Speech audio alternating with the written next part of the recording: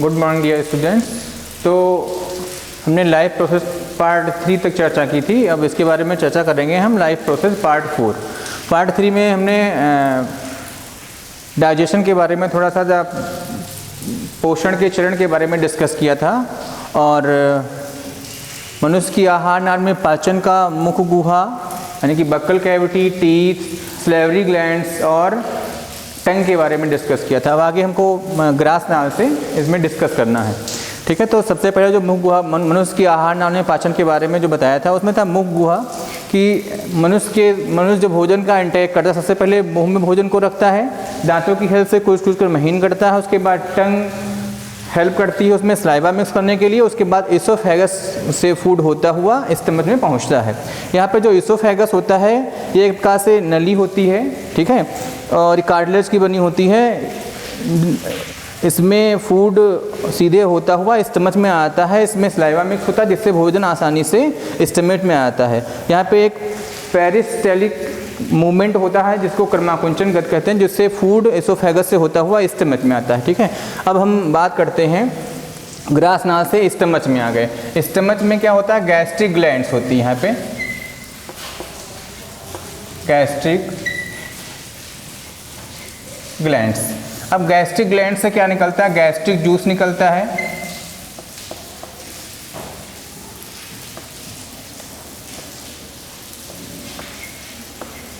और gastric juice में क्या होता है, आपका म्यूकस होता है, HCl होता है, पेप्सिन,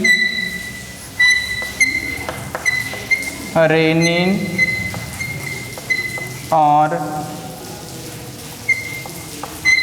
लाइपेज। ठीक है, तो यहाँ पर क्या होगा, जो म्यूकस होता है वो जो स्टमच की वाल होती हैं, HCl म्यूकस जो है HCl से स्टमच की हमारी हेल्प करता है।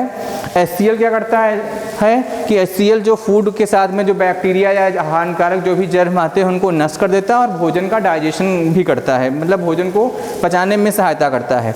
अब जो आपका आता है पेप्सिन, तो जो पेप्सिन है ये प्रोटीन का पाचन करता है, प्रोटीन को पेप्टोन्स और पॉलीपेप्टाइड के रूप में कन्वर्ट कर देता है। दूसरा आपका है रेनिन। ठीक है, तो रेनिन क्या करता है, जो दुग्ध प्रोटीन होती है उसका डाइजेशन करता है। और जो लाइपेज है वो क्या होता है, वो फैट का क्या करता है, इमास्कुलेशन। क्या करता है, फैट का इमास्कुलेशन करता है। इमास्कुलेशन का मतलब होता है कि जैसे ये फैट है और ये छोटी छोटी टुकड़ों में डिवाइड कर देता है, तो इस क्रिया को बोलते हैं इमास्कुलेशन। ठीक है, तो यहाँ पर ये आमाशय में इतना वर्क होने के बाद में ये स्टमच है, तो स्टमच की जो ये वाल्स होती हैं ये पेप्टिक सेल और ऑक्जेंटिक सेल के द्वारा बनी होती हैं। यहाँ पर एक वाल्व लगा होता है, यहाँ पे फूड मटेरियल जो है आपका 3 से 4 आवर तक रहता है स्टमच में। इसके बाद में जो फूड मटेरियल होता है HCl मिलने के बाद में वहाँ पे कर्माकुंचन गति होती है जिसके थ्रू क्या होता है, फूड मटेरियल जो फाइन पेस्ट बन जाता है। अब इस फूड को बोलेंगे जो स्टमच से आगे जा रहा है सी लाइक स्ट्रक्चर ग्रहणी में, इसको बोलेंगे काइम। यहाँ पे जो फूड आ जाता है स्टमच से आगे जब फूड बढ़ता है तो उसको बोलते हैं काइम, भोजन को बोलते हैं काइम। अब काइम क्या होता है, पाइलोरिक वाल्व, यहाँ पे एक वाल्व लगा होता है उसको बोलते हैं पाइलोरिक।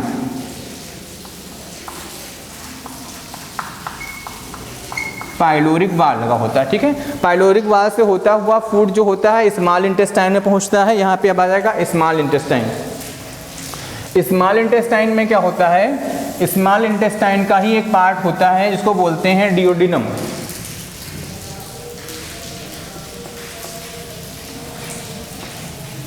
डिओडिनम। ठीक है, तो स्मॉल जो ग्रहणी है, स्मॉल इंटेस्टाइन का पार्ट ये ग्रहणी है आपकी। ठीक है, ये डिओडिनम यहाँ पे जो होगा लीवर है ना, LIVER, लीवर और पैंक्रियाज, लीवर और पैंक्रियाज। तो लीवर से क्या निकलता है, आपका बाइल जूस निकलता है, बाइल जूस। ठीक है, और ये इकट्ठा कहाँ होता है, गाल ब्लैडर में। बाइल जूस कौन निकलता है, लीवर। लीवर देखिए, ये देखिए ये आपका लीवर है, लीवर से क्या निकलता है, बाइल जूस। इकट्ठा कहाँ होता है, गाल ब्लैडर।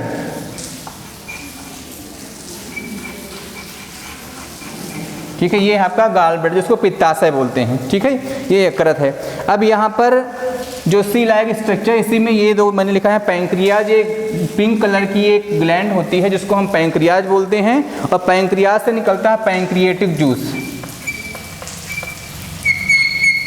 पैंक्रिएटिक जूस, ठीक है। तो बाइल जूस जो होता है वो क्या होता है, बेसिक होता है, मीडियम में कैसा होता है, क्षारीय होता है, क्योंकि जो स्टमक से फूड आया उसमें HCl मिला तो मीडियम कैसा हो गया था, वो एसिडिक मीडियम हो गया था।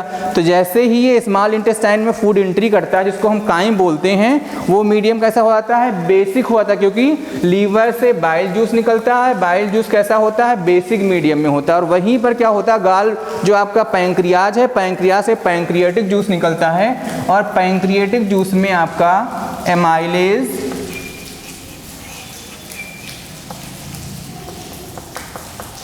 ट्रिप्सिन और लाइपेज,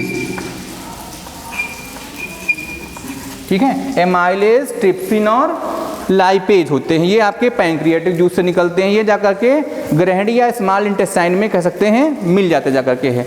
अब देखिए ट्रिप्सिन का कार्य क्या होता है भाई, देखिए ट्रिप्सिन का कार्य क्या होता है, ट्रिप्सिन ये भी क्या करता है, प्रोटीन का पाचन करता है। जैसे ऊपर प्रोटीन को पेप्टोन्स और पॉलीपेप्टाइड में कन्वर्ट कर दिया गया था, तो जो पॉलीपेप्टाइड्स हैं यानी कि जो शेष प्रोटीन होती है उसका पाचन कर दिया गया था, और वो कन्वर्ट होती है अमीनो एसिड, अमीनो एसिड में कन्वर्ट होती हैं, ठीक है। और जो एमाइलेज आपका है, जो एमाइलेज है, जो स्टार्च है उसको लास्ट में ग्लूकोज में कन्वर्ट कर देता है। ये एमाइलेज जो है स्टार्च को ग्लूकोज में कन्वर्ट करता है, और लाइपेज आपका जो है ये फैट का इमास्कुलेशन करके फैटी एसिड और ग्लिसरॉल में कन्वर्ट कर देता है, ठीक है। तो यहाँ पर ये स्मॉल इंटेस्टाइन में लीवर से बाइल जूस और पैंक्रियाज से पैंक्रियाटिक जूस निकला, जिसमें एमाइलेज, ट्रिप्सिन और लाइपेज था। एमाइलेज ने क्या किया, स्टार्च को ग्लूकोज में कन्वर्ट कर दिया, ट्रिप्सिन ने प्रोटीन को अमीनो एसिड में, और लाइपेज ने फैट को फैटी एसिड और ग्लिसरॉल में कन्वर्ट कर दिया। अब जो स्मॉल इंटेस्टाइन की वाल्स होती हैं, जो स्मॉल इंटेस्टाइन की वाल्स होती हैं, उनसे इंटेस्टाइनल जूस भी निकलता है। कौन सा, इंटेस्टाइनल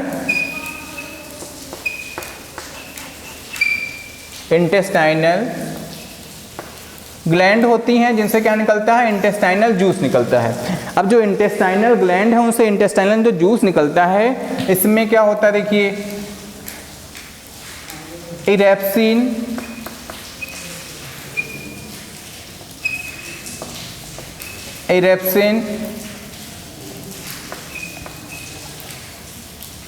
सुक्रेज,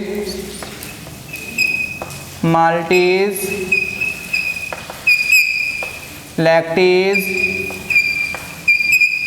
और लाइपेज, ये सब एंजाइम स्रावित होते हैं, जिसमें से इरेप्सिन। अब देखिए जो स्मॉल इंटेस्टाइन से जो ये जूस निकल रहे हैं, जिसमें से इरेप्सिन जो आपका है, ये क्या करता है, प्रोटीन का 100% पाचन कर देता है। यहाँ पे जो भी चीज़ें हैं, जैसे इरेप्सिन है, तो जैसे प्रोटीन को पेप्टाइड और पॉलीपेप्टाइड में पहले चेंज किया जा चुका है, तो शेष जो भी प्रोटीन रहती है जो डाइजेस्ट होने को अभी बाकी रह गई, तो इरेप्सिन क्या करेगा, शेष 100% प्रोटीन को क्या करेगा, अमीनो एसिड,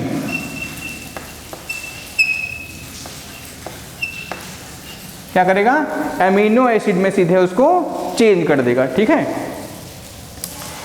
सुक्रेज, माल्टेज और लैक्टेज, देखो ये तीनों क्या करते हैं भाई, सुक्रेज, माल्टेज और लैक्टेज, ये जो कार्बोहाइड्रेट से स्टार्च से शुगर, ठीक है, और शुगर का ही फॉर्म क्या, ग्लूकोज। तो यहाँ पे अब क्या, सुक्रेज जो होता है ये क्या करेगा, सुक्रोज को, माल्टेज माल्टोज को, लैक्टेज को क्या करेगा, ग्लूकोज में कन्वर्ट कर देगा। और जो लाइपेज होता है ये सीधे वसा जो फैट है वो क्या करेगा, फैट को फैटी एसिड और ग्लिसरॉल में कन्वर्ट करते हैं। यहाँ पर क्या होता है, स्मॉल इंटेस्टाइन में फूड का 100% डाइजेशन हो जाता है। अब स्मॉल इंटेस्टाइन जो है हमारी, उसमें एक फिंगर लाइक प्रोजेक्शन, सपोज ये स्मॉल इंटेस्टाइन है तो इसमें एक फिंगर लाइक प्रोजेक्शन इस टाइप से लोब्स बने होते हैं जिनको हम विली बोलते हैं। क्या बोलते हैं, विली। अब इनका फंक्शन देखिए क्या होता है कि ये फूड मटेरियल जो डाइजेस्ट हो गया उसको एब्जॉर्ब करने का कार्य करती, कौन सी विली, और एब्जॉर्ब करने के बाद सीधे ये ब्लड स्ट्रीम में मिलाकर हमारी कोशिकाओं तक भेज दिया जाता है। तो एक और क्वेश्चन है कि कंप्लीट डाइजेशन जो आपका होता है, कंप्लीट डाइजेशन आपका जो है ये स्मॉल इंटेस्टाइन में हो जाता है, ठीक है। और जो डाइजेस्टेड फूड है उसको एब्जॉर्ब कर लिया जाता है विली लाइक स्ट्रक्चर के द्वारा। अब यहाँ से फूड जो लिक्विड शेप में बिल्कुल होता है, ठीक है, इसमें वाटर की क्वांटिटी ज़्यादा होती है। अब स्मॉल इंटेस्टाइन में देखिए यहाँ से ये स्टमच हो गया, ग्रहणी है, ये पार्ट ऑफ स्मॉल इंटेस्टाइन, यकृत है, ये आपका गॉल ब्लैडर है, ठीक है, और ये यहाँ से स्मॉल इंटेस्टाइन, ये स्मॉल इंटेस्टाइन 6 से 7 मीटर लंबी होती है, ठीक है, लंबी ज़्यादा होती है। और यहाँ से ये अपेंडिक्स होता है, यहाँ से जहाँ पे स्मॉल इंटेस्टाइन और लार्ज इंटेस्टाइन जुड़ी होती है उसको अपेंडिक्स बोलते हैं। उसके बाद फूड मटेरियल आपका कहाँ पहुँचा, लार्ज इंटेस्टाइन में। अब ये जो लार्ज इंटेस्टाइन में फूड पहुँचा है उसको हम बोलेंगे अनडाइजेस्टेड फूड। तो ये अनडाइजेस्टेड फूड है सीधे लार्ज इंटेस्टाइन में पहुँचेगा। अब लार्ज इंटेस्टाइन में क्या होगा, जो आपका फूड होगा अनडाइजेस्टेड फूड कैसा है, अनडाइजेस्टेड फूड है, इसमें वाटर की क्वांटिटी ज़्यादा होगी अनडाइजेस्टेड फूड में, तो क्या होगा यहाँ पे वाटर को एब्जॉर्ब कर लिया जाएगा। वाटर क्या होगा, वाटर को एब्जॉर्ब कर लिया जाएगा। और जो फूड, अब जो वेस्ट मटेरियल कैसा बचेगा, वो सेमी सॉलिड बचेगा। अब सेमी सॉलिड जो वेस्ट मटेरियल है सीधे वो एनस के द्वारा, ये क्या है, एनस के द्वारा सीधे शरीर से बाहर वेस्ट मटेरियल के रूप में निकाल दिया जाएगा, ठीक है। तो इस प्रकार से ये जो लाइफ प्रोसेस पार्ट 4 मनुष्य की आहार नाल में पाचन कंप्लीट होता है। Thank you class.